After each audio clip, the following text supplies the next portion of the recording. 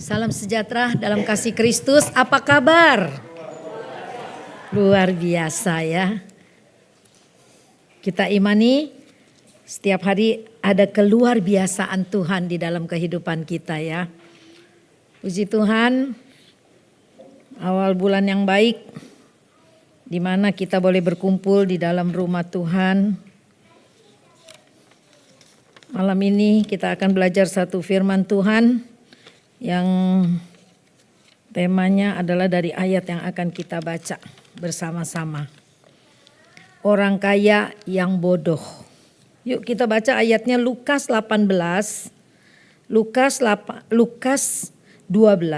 ayat 19 sampai 20. Kita baca judulnya, terus kita baca ayat 13 sampai 21. Sampai ayat 21. 2, 3. Orang kaya yang bodoh. Seorang dari orang banyak itu berkata kepada Yesus, "Guru, katakanlah kepada saudaraku supaya ia berbagi warisan dengan aku." Tetapi Yesus, "Saudara, siapakah yang telah mengangkat aku menjadi hakim atau pengantara atas kamu?" Katanya lagi kepada mereka, "Berjaga-jagalah dan waspadalah terhadap segala ketamakan. Sebab walaupun seorang berlimpah-limpah hartanya, hidupnya tidaklah bergantung kepada kekayaannya itu."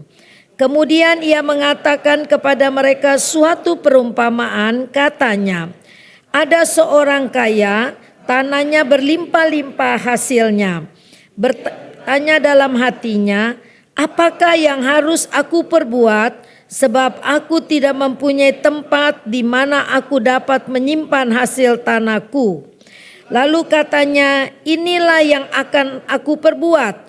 Aku akan merombak lumbung-lumbungku dan aku akan mendirikan yang lebih besar dan aku akan menyimpan di dalamnya segala gandum dan barang-barangku. Sesudah itu aku akan berkata pada jiwaku, jiwaku, ada padamu banyak barang tertimbun untuk bertahun-tahun lamanya, beristirahatlah, makanlah, minumlah dan bersenang-senanglah." Tetapi firman Allah berkata kepadanya, "Hai engkau orang bodoh, pada malam ini juga jiwamu akan diambil daripadamu, dan apa yang telah kau sediakan untuk siapakah itu nanti? Demikianlah jadinya dengan orang yang mengumpulkan harta bagi dirinya sendiri, jikalau ia tidak kaya di hadapan Allah." Sama-sama katakan amin. Lihat ayat yang terakhir. Demikianlah jadinya dengan orang yang mengumpulkan harta bagi dirinya sendiri, jikalau ia tidak kaya di hadapan Tuhan. Ya. Orang kaya bodoh apa pinter? Pinter ya. Mana ada orang kaya bodoh? Dia bisa jadi kaya karena dia bodoh. Salah. Dia bisa jadi kaya karena dia pinter. Jadi kecuali kalau dia kena lotre, kaya mendadak gitu ya. Tapi kalau dia udah disebut konglomerat, misalnya dia punya segala-galanya, maka dia dikatakan orang pinter, baru bisa jadi kaya gitu kan. Jadi dia tahu bagaimana nih mengatur bisnisnya sampai dia boleh sukses. Makanya judulnya malam ini adalah orang kaya yang bodoh.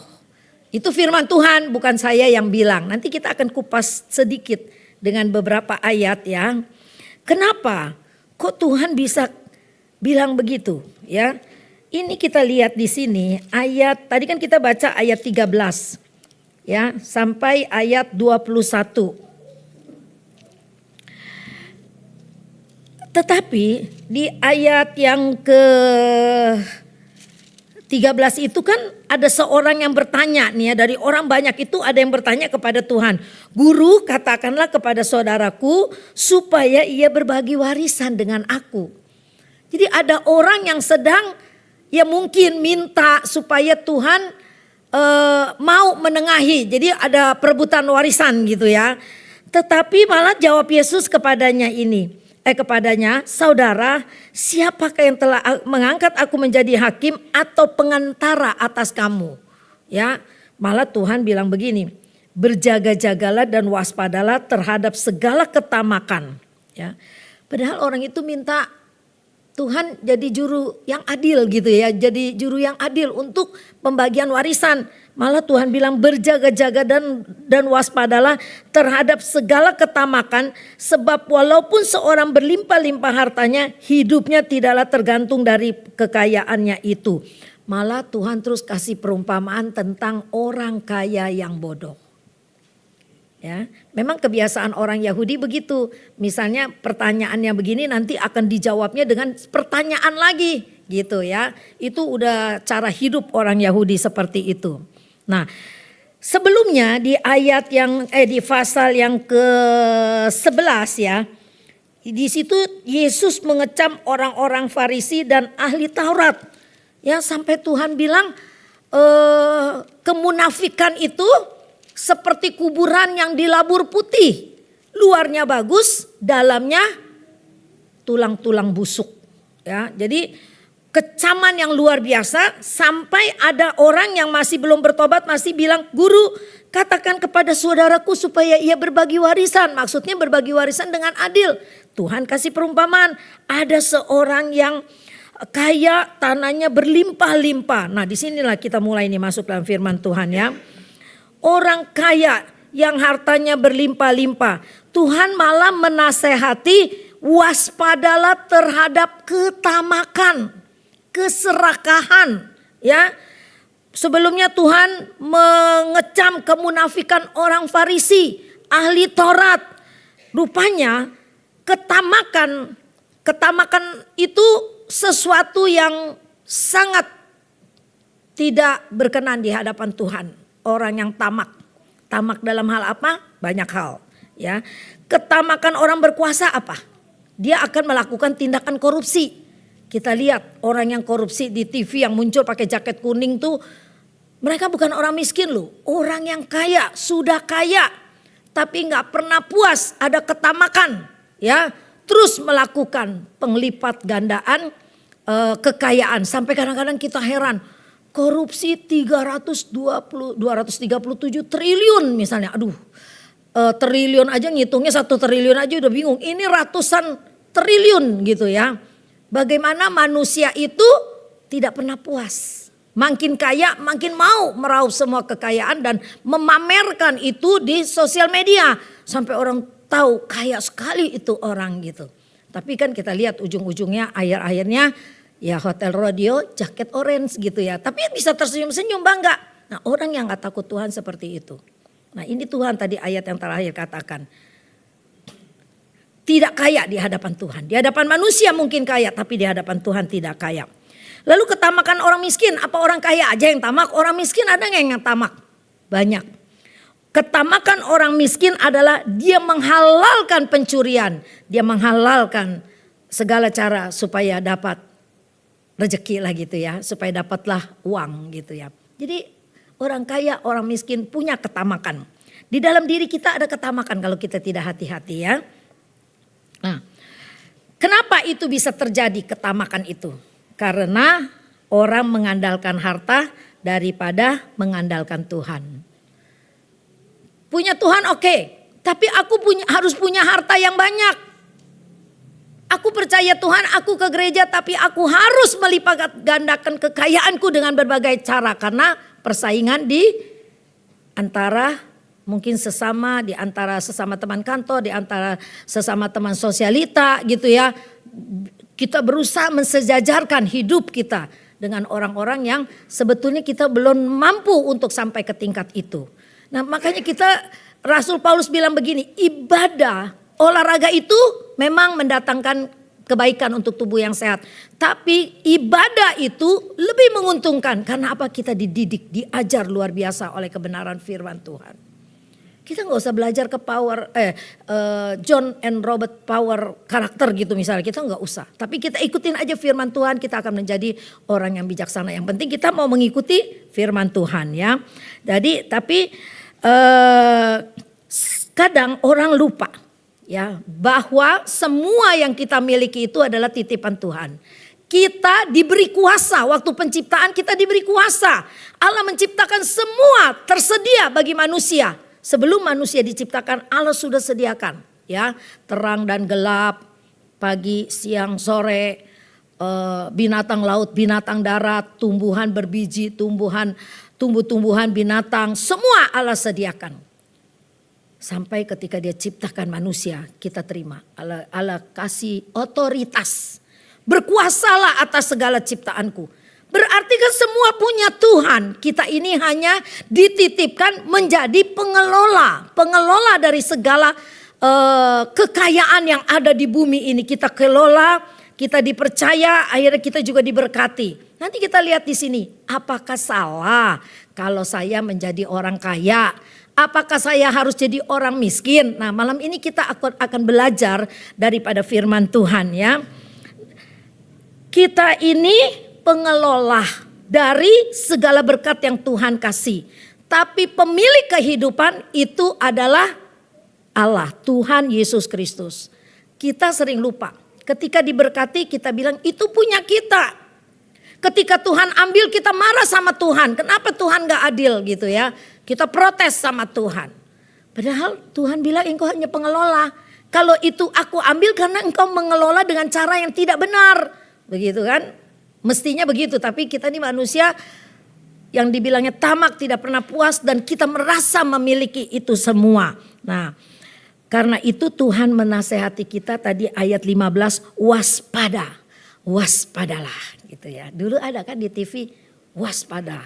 Waspadalah. Sekarang udah gak ada sayangnya. Dan sekarang orang udah jarang nonton TV. Apalagi saya udah gak nonton TV ya. TV di rumah saya display only. Gitu. Jadi kayak di toko gitu ya. Udah gak pernah ditonton ya. Terus karena itu Tuhan dengan segala firman yang kita dengar pada malam ini. Mengajarkan kepada kita bahwa kekayaan tidak akan memperpanjang umurmu. Dengar.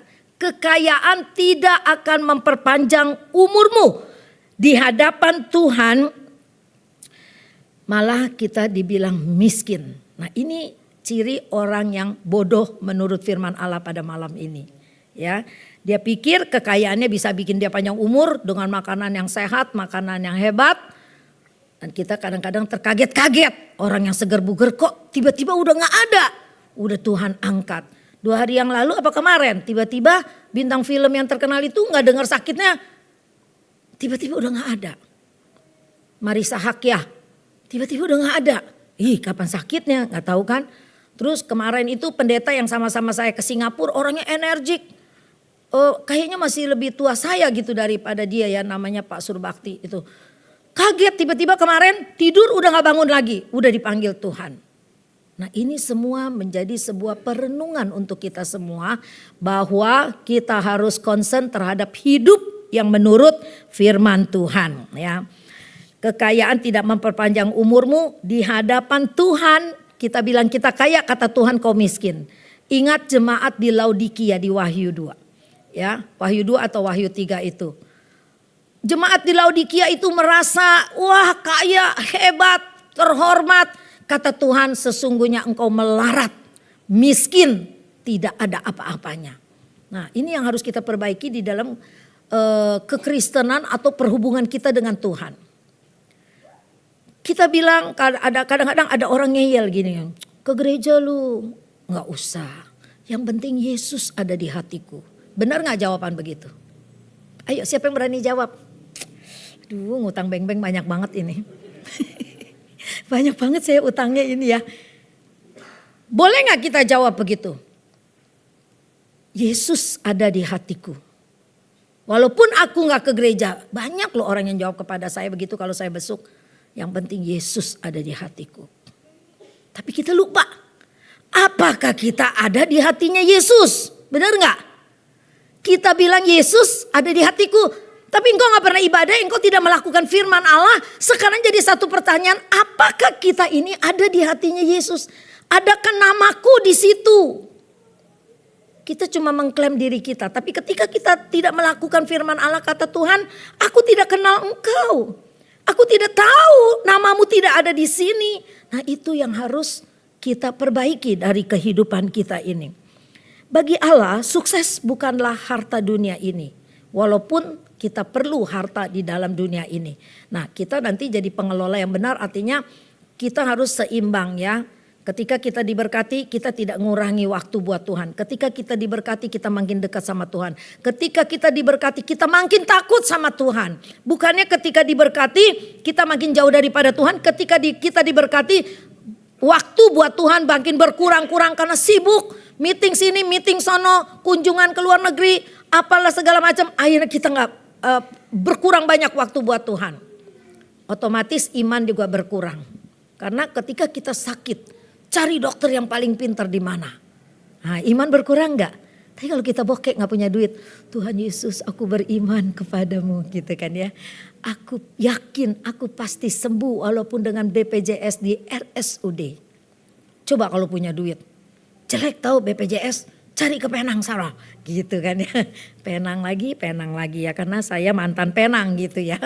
Jadi betapa nggak mudah untuk menjaga iman dan keseimbangan ketika kita susah diangkat Tuhan dan diberkati. Masihkah kita bisa seperti ketika kita susah berharap kepada Tuhan dengan segenap hatimu, dengan segenap jiwamu, dengan segenap akal budimu, dengan segenap kekuatanmu. Masihkah kita seperti itu? Nah, itu yang harus menjadi perenungan kita koreksi diri.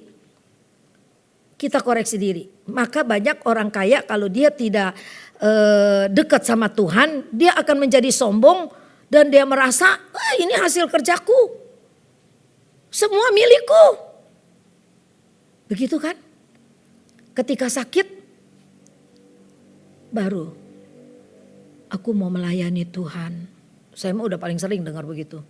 Kalau saya sembuh, saya mau melayani Tuhan. Oke, yang semangat ya Pak, biar cepat sembuh. Nanti kita sama-sama melayani, gitu kan kata-kata penguatannya. Kalau Tuhan panggil besok, ya iyalah janji-janji, tinggal janji gitu kan. Bukan bulan madu ya, melayani tinggal kenangan. Enggak sempat lagi untuk melayani. Rasul Paulus di dalam 2 Korintus 4 ayat 18a, nanti Sony tolong segera tampilkan kalau saya sebut ayatnya ya. Rasul Paulus bilang begini, yang kelihatan adalah sementara, yang tidak kelihatan itu kekal. Yang kelihatan itu apa sementara? Tubuh, fana. Perhiasan, baju, rumah, properti, mobilmu, semua yang kelihatan di matamu, yang kau bilang itu milikku, itu semua sementara. Tapi yang tidak kelihatan itu apa? Yesus yang kita percayai, Roh Kudus yang kita percayai, Allah yang selalu kita agung-agungkan. Dia tidak pernah kita lihat, tapi dia ada di hati kita dan dia hidup. Dan dia terus membimbing, memimpin kita. Baik cara kita berpikir, cara kita memandang, cara kita berucap, cara kita mengambil keputusan. Dia bimbing kita terus sampai kita menjadi orang yang lebih baik. Rasul Paulus berkata, sebab kami tidak memperhatikan yang kelihatan, melainkan yang tidak kelihatan. Karena yang kelihatan adalah sementara, sedangkan yang tidak kelihatan adalah kekal. Jadi kita mencari kekekalan. Nanti kesalahannya orang bodoh itu nanti ya saya mau setelah ini. Lalu Tuhan Yesus juga dengan keras dia berkata begini. Matius 16 ayat 26. Apa gunanya seorang memiliki dunia ini tetapi dia kehilangan nyawanya? Artinya kan hidupnya sia-sia. Seluruh dunia kau bisa miliki tapi kehilangan nyawa. Bukan mati dibunuh gitu, tapi enggak ada sorga yang mulia untukmu. Dan apakah yang dapat diberikannya sebagai ganti nyawanya? Enggak ada. Hartanya enggak bisa. Ketika sudah mati, putus hubungannya dengan Tuhan, dia ada di tempat sesuai dengan kehidupan yang dia pilih waktu dia hidup. Jadi pilihan kita untuk kekekalan itu bukan pada waktu kita udah mati segeroyotan orang berdoa untuk kita. Supaya kita ada di tempat yang tepat dan benar, bukan loh. Justru ketika kita masih hidup sekarang ini, itulah kita memilih. Mau nanti hidup di dalam sorga yang mulia atau kamu hidup di neraka yang kekal.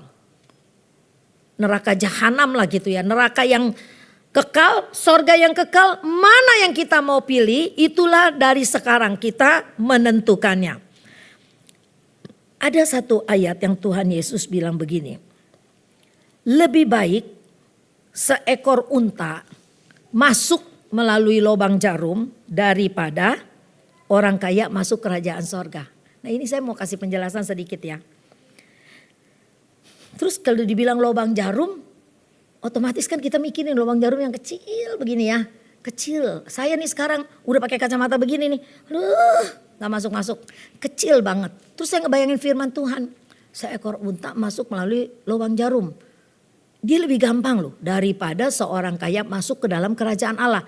Nah disinilah letaknya yang kita harus mengerti. Tolong gambarnya Son, gambar unta. Nah ini, di Israel itu kalau pintu utama ditutup, maka ada pintu-pintu kecil ini yang terbuka. Pintu kecil itulah yang sebetulnya yang disebut lubang jarum. Angkutan umum pada waktu itu adalah onta dengan segala gembol-gembolannya tuh banyak begitu ya. Nah, kalau pintu gerbang sudah ditutup, maka unta sama pemiliknya akan masuk melalui lubang yang kecil itu. Dan masuk lubang yang kecil itu, unta gak bisa bawa gembol-gembolannya itu semua. Semua harus dipretelin, semua harus dilepas, baru nanti unta masuk ke dalam ditarik sama pemiliknya. Unta gak berontak sebab unta itu binatang penurut. Ya, ketika kita mau naik aja dia berlutut loh. Terus ketika kita mau turun dia berlutut lagi. Dia menghormati banget orang yang mau naik onta gitu ya. Nah, itu lubang jarum maksudnya begitu ya. Nih saya bacakan di sini. Pada zaman Tuhan Yesus di kota Yerusalem terdapat pintu darurat model lorong memanjang dan bagian atasnya melengkung seperti lubang jarum kayak begitu ya. Biasanya bila pintu gerbang utama telah ditutup pada sore hari, maka pintu darurat model seperti itu akan dibuka. Ya, jadi keluar masuknya, jadi demi keamanan. Jadi pada waktu itu kota Yerusalem itu kan sampai sekarang temboknya masih ada, dikelilingi oleh tembok nih kayak mimbar ini dikelilingi oleh tembok yang tinggi dan tebal untuk melindungi penduduk Yerusalem pada waktu itu. Sekarang tembok itu tidak dirubuhkan, tapi Yerusalem yang baru perluasan di sekeliling tembok itu. Makanya kalau kita ke Israel ada mengunjungi kota lama, ada mengunjungi kota baru. Kota baru itu kita masih lihat pintu-pintu seperti ini gitu. Tapi pintu yang persisnya udah udah tidak diketahui lagi karena sempat pernah dihancurkan oleh Jenderal Titus ya pada tahun 70 Masehi. Nah, saat unta masuk tersebut, seluruh barang bawaannya harus diturunkan dan unta ditarik masuk oleh tuannya ke dalam pintu lubang jarum nih dibilang yang kecil itu. Dengan keadaan lorong yang gelap hampir tidak ada masalah sebab unta adalah kategori hewan yang jinak dan penurut kepada tuannya. Namun yang jadi pokok masalahnya sekarang adalah apakah mungkin seekor unta dapat memasuki kota Yerusalem mengingat hewan ini di dalam Imamat pasal 11 ayat 4 unta itu dikategorikan sebagai hewan haram. Wow, unta itu hewan haram loh ya. Itu ada ayatnya di Imamat 11 ayat 4. Selanjutnya, apa benar orang kaya tidak dapat masuk kerajaan Allah? Pernyataan Tuhan Yesus sebenarnya adalah paradoks. Paradoks dan di luar dugaan karena bertentangan dengan apa yang orang Yahudi imani pada saat itu. Bagi orang Yahudi saat itu, orang kaya pasti masuk surga. Orang miskin tidak masuk surga. Karena apa? Orang kaya, dia bisa kaya karena kehendak Tuhan. Karena Tuhan berkati dia. Nah mereka punya doktrinitas seperti itu. Nah, jadi kalau orang miskin gak kaya karena ya mungkin dikutuk lah. Jadi gak kaya-kaya karena miskin gitu ya. Terus orang berdosa lah. Atau bukan orang Yahudi. Dan orang Yahudi lebih memiliki potensi memperoleh keselamatan daripada Tuhan. Nah ini nanti kita lihat artinya. Lalu di sini, mengapa? Karena mereka lebih taat kepada perkataan Tuhan Yesus daripada orang kaya saat itu. Jadi perumpamaan unta masuk ke dalam lubang jarum. Unta satu binatang penurut, dua dia rela melepaskan semua atributnya dan dia rela ditarik oleh pemiliknya masuk ke dalam lubang yang kecil itu untuk bisa masuk. Jadi itu menggambarkan walaupun dia binatang haram, tapi karena dia menuruti kehendak Tuhan, maka dia bisa masuk ke dalam sorga. Jadi ada arti rohaninya di mana kalau kita menurut kehendak Allah, kita lepaskan semua apa yang Tuhan tidak suka dalam hidup kita, karena itu tidak berkenan kepada Tuhan. Kita layak masuk ke dalam surga ya. Jadi sulit bukan berarti tidak bisa. Sebab bagi Allah tidak ada yang mustahil asalkan mau bertobat, seperti Sakeus si pemungut cukai. Ya, kemarin Samuel bikin status, Ibu Sri Mulyani ngutip ayat di Lukas ini loh. Di Lukas ya, Lukas 19 ayat 1 sampai 10 tentang Sakeus, dia ngomongin tentang pajak. Sekarang luar biasa ya. Orang-orang muslim bernyanyi lagu rohani gitu kan. Kalau pengamen mah kita jangan tanya lah, dia komersil ya. Soalnya kalau dia lagi nyanyi, hidup ini adalah kesempatan, 2000 masuk goceng keluar. Karena dia nyanyi hidup ini adalah kesempatan lagu rohani. Nggak jadi kasih 2000, udah kasih goceng lah, dia nyanyi lagu Tuhan gitu. Semoga dia bertobat gitu. Tuh orang Kristen baik hati tuh ya. Baik hati murah hati gitu loh ya orang Kristen gitu ya. Jadi kekayaan tidak bisa menjadi parameter. Kekayaan tidak bisa menjadi ukuran untuk kita masuk ke surga. Orang Yahudi bilang kalau kaya masuk surga karena dia diberkati Tuhan. Berarti Tuhan berkehendak dia kaya. Tapi Tuhan mengecam di Lukas 11. Kemunafikan orang Farisi, luarmu saja yang putih bersih tapi dalammu seperti mayat busuk, cuma tinggal tulang belulang. Karena mereka cuma melakukan ritual-ritual tapi hatinya tidak bertobat. Jadi hidup diberkati bukanlah tanda orang berkenan kepada Allah, tetapi mereka yang senantiasa taat dan setia kepada Tuhan Yesus, maka Tuhan berkata begini, ya Bapa, aku mau supaya dimanapun aku berada, mereka juga ada bersama-sama dengan aku. Ini doanya Yesus di Yohanes 17. Nah itu sedikit penjelasan tentang kenapa seekor unta masuk, lebih bagus seekor unta masuk ke dalam lubang jarum daripada orang kaya masuk. Karena orang kaya berat mau melepaskan. Ketika di dalam Lukas 12 tadi kita bilang, ketika dia bertanya kepada Tuhan, yang ayat 19 begini. Ayat berapa tuh Tuhan bilang gini. Nah ayat 20. Firman Tuhan bilang, hai engkau orang bodoh, pada malam ini juga jiwamu akan diambil daripadamu. Dan apa yang telah kau sediakan untuk siapakah itu nanti? Kita sayang dengan harta kita, kita muliakan harta kita. Ketika Tuhan panggil kita, untuk siapa itu harta? Orang lain yang menikmati. Ya, kalau saya share videonya kelamaan tuh ya. Ada satu video dari TikTok, kebetulan saya dapat itu. Ketika engkau mati, satu bulan mungkin masih orang mengenangmu, setahun udah lupa, selanjutnya udah nggak ada lagi engkau, nggak ada lagi kenangan yang disebut-sebut oleh orang lain. Nah kalau kita terlalu berfokus kepada harta dunia, bukankah sia-sia hidup kita? Nah kita lihat sekarang, kebodohan orang kaya. Tampilin Son yang kebodohan orang kaya, jangan kita turutin.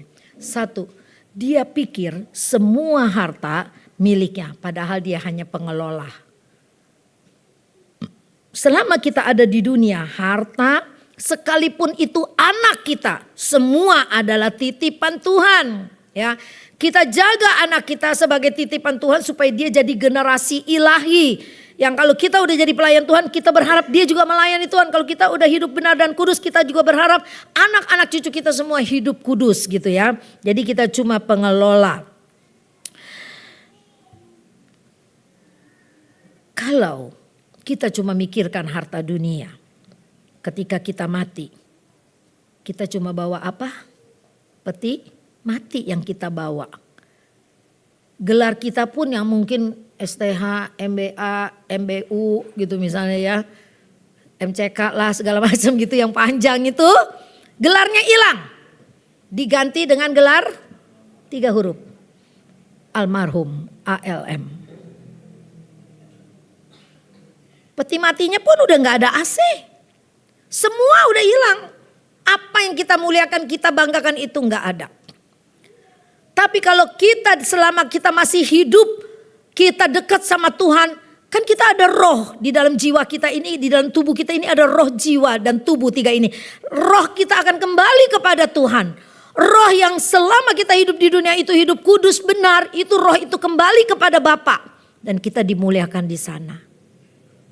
Kita menyembah Dia bersama-sama dengan Bapa di sorga. Jadi kita jangan bangga, terlalu sombong dengan apa yang kita miliki. Selalu ketika kita diberkati Tuhan, ini titipan Tuhan. Aku harus lebih melakukan kehendak Tuhan. Apa sih melakukan kehendak Tuhan? Coba kita lihat hidup Tuhan bagaimana. Apakah dia pernah menipu? Apakah dia meliciki orang? Apakah dia ngepel tangan begini ketika lihat orang miskin? Apakah dia sombong di jalanan? Tuhan tidak pernah lakukan itu. Dia selalu berbelas kasihan melihat orang-orang susah.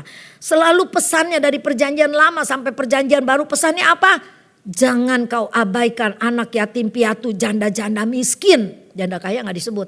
Janda-janda miskin. Duda juga gak disebut. Saya juga gak tahu kenapa. Nanti kalau saya ketemu Tuhan saya tanya, Tuhan kenapa duda gak disebut gitu ya.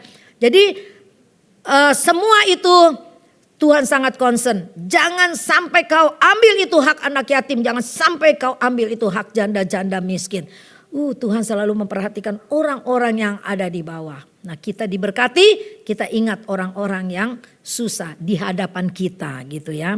Yang kedua dia pikir nih orang kaya yang bodoh itu, dia tuh sempurna. Kan dia bilang apa? Nih dari ayat 17 ya. Apakah yang harus aku perbuat sebab aku tidak mempunyai tempat di mana aku dapat menyimpan hasil tanahku. Saking hebatnya nih penghasilan dia, nggak punya tempat untuk nyimpan hartanya. Lalu dia berkata, inilah yang akan aku perbuat. Aku akan merombak lumbung-lumbungku. Aku akan mendirikan yang lebih besar. Aku akan menyimpan di dalamnya segala gandum dan barang-barangku. Sesudah itu aku akan berkata kepada jiwaku, hai jiwaku. Bagaimana sesudah itu aku akan berkata kepada jiwaku, jiwaku ada padamu banyak barang tertimbun untuk bertahun-tahun lamanya.